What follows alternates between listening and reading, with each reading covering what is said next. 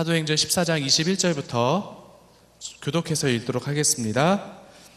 그들은 그 도시에서 복음을 전한 뒤 많은 제자들을 얻게 됐습니다. 그러고 나서 누스드라와 이고니온과 안디옥으로 되돌아가 제자들의 마음을 강하게 하고 늘 믿음에 머물러 있도록 격려해 주었습니다. 또 우리가 하나님 나라에 들어가려면 우리가 마땅히 많은 고난을 겪어야 한다고 말했습니다. 바울과 바나바는 제자들을 위해 각 교회마다 장로들을 세워 기도하고 금식하며 자신들이 믿는 주께 그들을 부탁했습니다. 그런 뒤에 그들은 비시디아를 통하여 밤빌리아에 들어갔다가 버가에서 말씀을 전하고 이탈리아로 내려갔습니다. 그리고 그들은 이탈리아에서 배를 타고 안디옥으로 돌아갔습니다. 이 안디옥은 그리들이 선교 활동을 위해 자신을 하나님의 은혜에 헌신했던 곳인데 이제 그 일을 성취한 것입니다.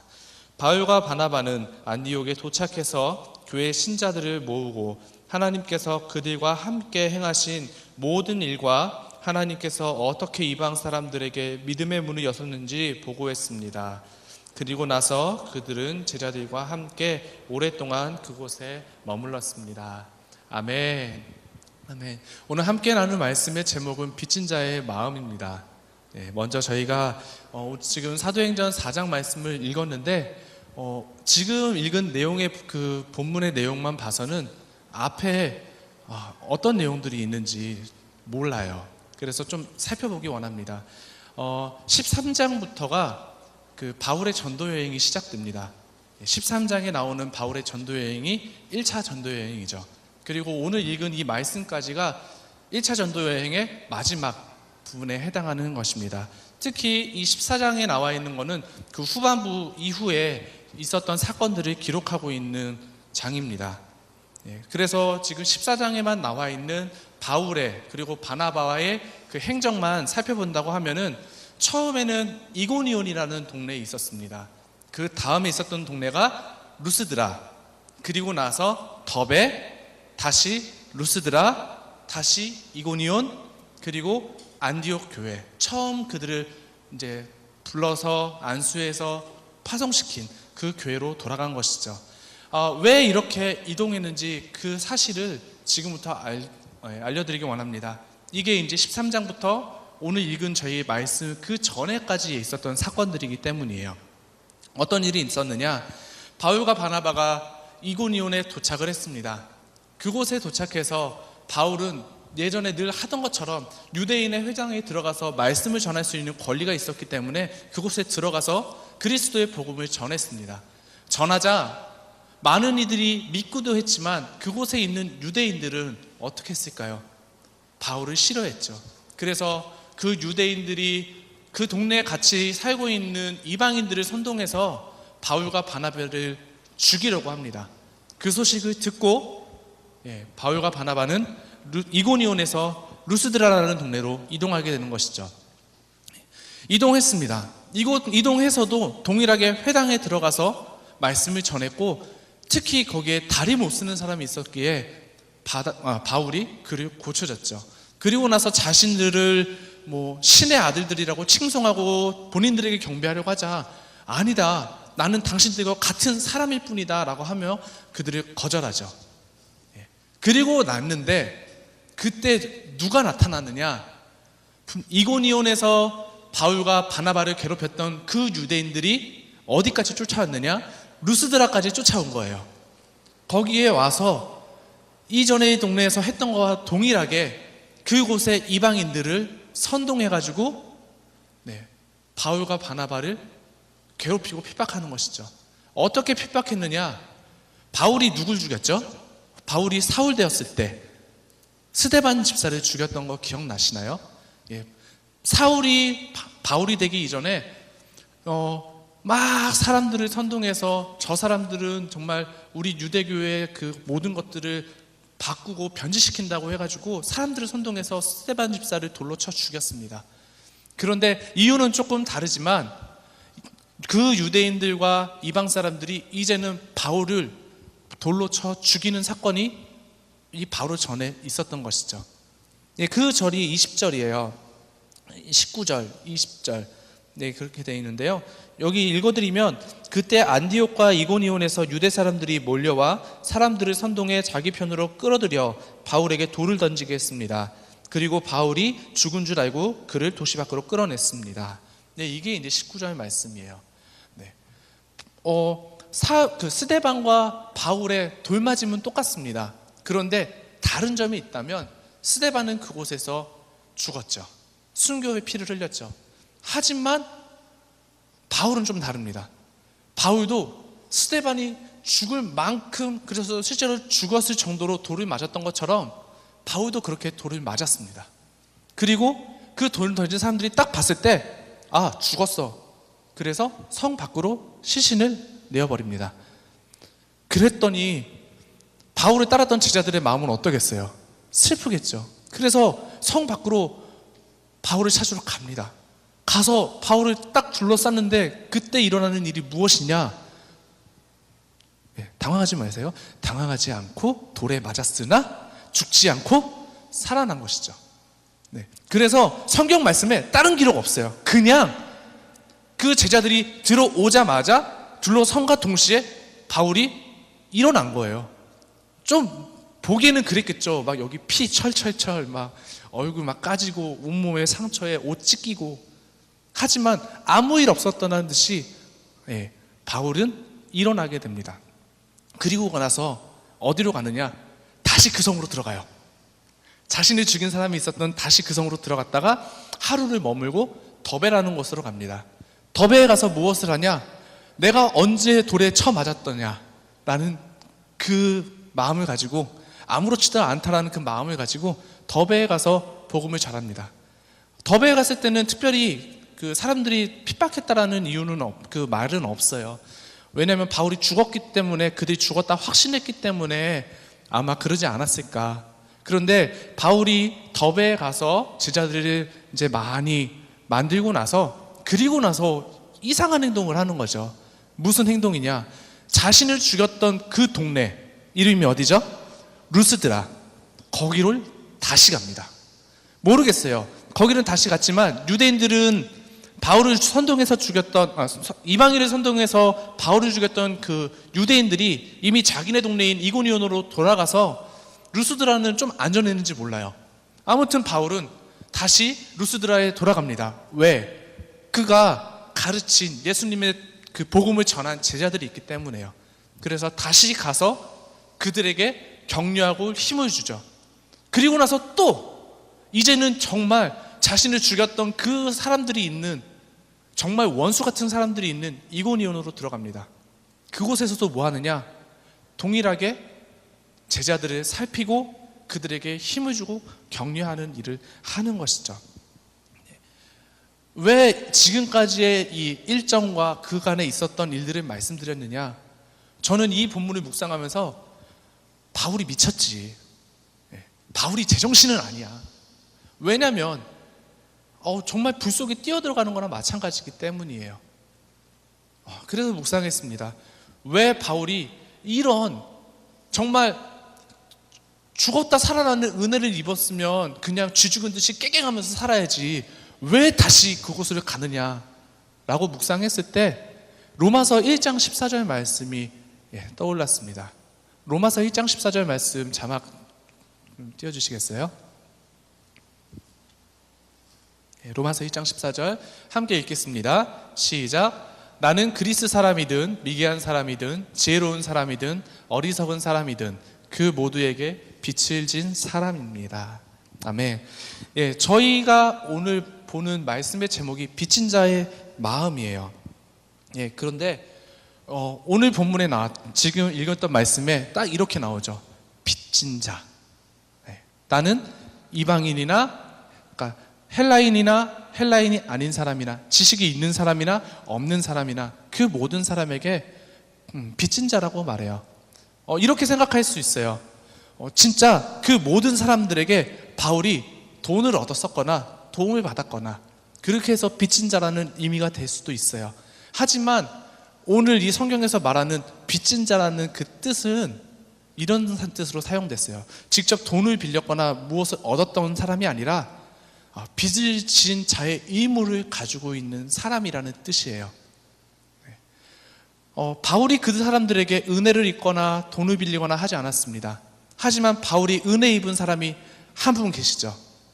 스데반 집사를 죽이고 나서 만난 그분, 너희가 왜 나를 핍박하느냐 말씀하신 그분, 그분이 바울을 용서하셨고, 그리고 나서 바울의 그 용서 회개를 받아주시고, 그리고 이방인의 사도로 세워주신 그분, 그분을 만난 거죠. 자기가 정말 그 생명 흘리신 구약에서부터 예언했던 그 메시아를 외면했던 그 자신을 용서하신 그 예수 그리스도를 마음 가운데 품고 있으면서, 그 예수님이 이미 자기의 지은 죄는 어디서 다 가져가셨나요? 십자가에서 가져가셨기 때문에 그 바울에게 남아있는 건 죄에 대한 빚이 남아있는 것이 아니라, 죄에 대한 빚은 주님께서 가져가셨고 그 것만 남아있는 거죠. 나는 죄 지었으나 예수 그리스도로 인해서 자유함을 얻었습니다. 나에게는 죄가 있지 않으나 나는 예수 그리스도의 빚진 자로서, 사랑의 빚진 자로서 그 빛을 다른 이들에게 나타내기 위해서 나는 살겠습니다 라는 말씀이에요. 그래서 모든 사람에게 나는 빚진 자로다. 그들에게 빚지지 않았지만 나는 그리스도의 사랑으로 빚졌기 때문에 나는 그들 앞으로 다시 나아갑니다 라는 이 로마서의 고백이 그 사도 바울의 평생의 고백이었기 때문에 자기가 죽다 살아나도 다시 그곳으로 가는 것이죠. 왜냐하면 죽어 마땅한 바울은 유대인의 자녀로서 교육을 받았기 때문에 하나님의 말씀을 거역했고 메시아를 부정했고, 그러면 어떻게 된다는 것을 너무나 잘 알고 있어요. 죽어 마땅한 사람이에요. 그런데 예수 그리스도로 인해서 새 생명을 얻었기 때문에 이제는 그것을 아까워하지 않고 돌에 맞아 죽어도, 40의 가만대를 맞아도 그래도 그곳을 향해서 복음을 전해야 되는 그곳을 향해서 가는 것이죠.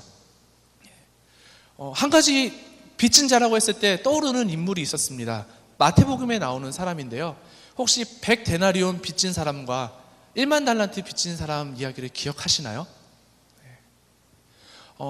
이야기는 이렇습니다. 한 종이 왕에게 1만 달란트를 빚졌습니다. 셀 수도 없는 어마어마한 돈이죠. 그런데 그 빚을 왕에게 탕감받았습니다. 그런데 집에 돌아오는 길에 자신에게 100데나리온 빚진 사람, 화폐 단위로 따지면 얼마 안 돼요. 자기가 정말 많은 것에 빚진 거 비하면 발톱에 때만큼도 안 되는 그 돈을 빚진 사람의 멱살을 잡습니다. 그리고 내 돈 갚아하면서 옥에 넣어버리죠. 그것을 왕이 듣고 그 사람을 잡아서 그 돈을 다 갚을 때까지 옥살이를 시켰다라는 예수님의 비유의 말씀이죠. 과연 그 사람이 죽을 때까지 나올 수 있었을까요? 아니면 절대 없었을 것입니다. 그런데 중요한 사실은 바울은 이런 빚진 자, 1만 달란트 받은 사람의 마음이 아닌, 정말 그 빚을 탕감받은 자로서 어떻게 행동해야 되는지 바로 알고 있었던 사람입니다.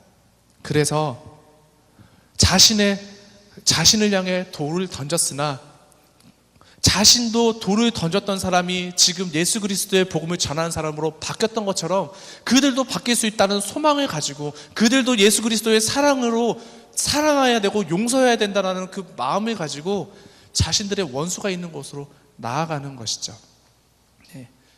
저는 이 바울의 모습을 보면서 정말 많은 도전이 됐고, 또 제가 그렇게 살기 원하고, 또 우리 함께 예배하는 성도님들과 그리고 우리 메이커스 지체 모두가 이런 삶을 살아야 되지 않을까라고 많이 묵상했습니다. 다시 말씀드리지만 우리는 빚진 자의 의무를 가지고 있는 사람들이에요. 그래서 저희 교회는 여름이 되면 나가죠.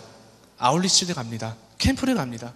그래서 캠프를 가서도 정말 교사로 열심히 섬겨야 되고, 아울리치 가서도 정말 이 땅뿐만이 아니라 세계 열방 곳곳에 가서 빚진 자의 마음으로 그리스도의 사랑을 전해야 하는 것이죠. 우리도 이미 그 많은 선배들로부터 빚을 진 사람입니다. 저 또한 그렇고요. 우리 성도님들도 그렇고요. 정말 이 사도들로부터 흘러 이곳 가운데 온 주의 그 말씀의 빚진 자로서 우리가 이 여름에 그 주님을 사랑하는 마음 가지고 정말 잃어버린 그 자들을 향해서 나아가야 되는 것이죠. 예. 그런데 중요한 사실은 이 복음을 전하는 과정에서 다툼이 있다라는 것입니다. 바울도 바나바와 다퉜습니다. 그리고 사단은 우리가 다투기를 원하고 있고요. 그 어떤 마음에 의심과 불평과 그 모든 꼬투리를 줘서 그 현장 가운데서 우리가 주의 일을 할 수 없도록 100% 확신합니다. 역사합니다. 하지만 우리가 오늘 이 말씀을 보면서 우리 마음 가운데 간직해야 될 것은 내 친한 동료가 나와 함께 주의 일을 하는 이 사람이 정말 나에게 마음 상하게 하고 나를 어렵게 하고 힘들게 한다 할지라도 나를 사랑하신 예수 그리스도 그 마음 품고 사랑하는 우리 지체들 그리고 우리 성도님들 되기를 축복합니다. 그래서 아울리치 가운데 우리가 어려운 일이 있을 거예요. 하지만 우리가 사랑으로 원수를 이겨서 정말 하나님의 영광을 나타내는 귀한 주의 자녀들 되기를 축복합니다. 아멘. 한 가지 더 말씀드리고 싶습니다. 22절 한번 같이 읽어보도록 할게요. 22절 읽겠습니다. 시작. 제자들이 마음을 강하게 하고 늘 믿음에 머물러 있도록 격려해 주었습니다. 또 우리가 하나님 나라에 들어가려면 우리가 마땅히 많은 고난을 겪어야 한다고 말했습니다. 아멘. 참 재밌습니다. 바울이 자신의 제자들에게 괜찮아, 우리는 예수 그리스도를 믿었으니 우리는 이제 만사 형통이야 라고 말하지 않습니다. 뭐라고 말했죠? 고난을 받아야 합니다 라고 말합니다. 그런데 바울이 이 말을 할 때 그 제자들의 반응은 어땠을까요? 이것은 묵상하게 됐는데요. 바울이 이 말씀을 하기 바로 직전까지 어떤 사람이었죠? 분명히 돌에 맞아 죽을 지까지 됐었기 때문에 어딘가에 상처가 있었을 거예요. 온몸에 흉터가 있었을 거예요. 머리에 여기 짱구같이 이렇게 땜빵도 있었겠죠. 그런데 중요한 사실은 그 사람들이 바울이 죽었던 사실을 알 겁니다. 이 사람이 유대인들에 의해서 죽었는데, 복음 전하다 죽었는데 뭐야? 지금 살아서 내 앞에 있네? 뭐지? 이 사람은 죽었으나 예수님처럼 죽음마저 이긴 사람이구나. 이 세상의 죽음이 그 누구의 핍박이 생명을 해야 한다 할지라도 성령 하나님께서 지켜주시는구나 라는 사실을 사도 바울이 그 자리에 딱 서 있는 것만으로도 모든 제자들은 알 수 있었던 것이죠. 그래서 사도 바울이 딱 가는 그 발걸음 한순간 한순간 그것이 바로 제자들의 마음을 굳건하게 했다라는 것입니다. 무엇으로요? 자신의 모습을 통해서. 우리는 지금 사도 바울과 같은 그 일들을 볼 수 없습니다. 하지만 우리는 믿음의 눈을 들어서 이 성경 말씀이 사실인 것을 믿으며 이 일이 실제 일어났다는 것을 믿습니다. 그렇기 때문에 우리도 지금 어떠한 믿음을 가져야 하는가? 바울의 그 살아난 그 모습을 본 것처럼, 예수님이 살아나신 부활의 현장을 목격한 그 제자들처럼 우리도 죽음을 두려워하지 않고 나의 있는 것 두려워하지 않고 그리스도의 복음을 전해야 된다는 것이죠. 이 여름에요. 이 여름뿐만이겠습니까? 우리의 평생의 삶을 통하여서 그런 일들을 해야 합니다. 자, 23절 말씀 다시 읽겠습니다. 23절 시작. 바울과 바나바는 제자들을 위해 각 교회마다 장로들을 세워 기도하고 금식하며 자신들이 믿는 주께 그들을 부탁했습니다. 누구에게 부탁했어요? 그들을 자신이 믿는 주님께 부탁합니다. 이 말씀을 읽을 때 이런 분들이 계시지 않을까 생각했어요.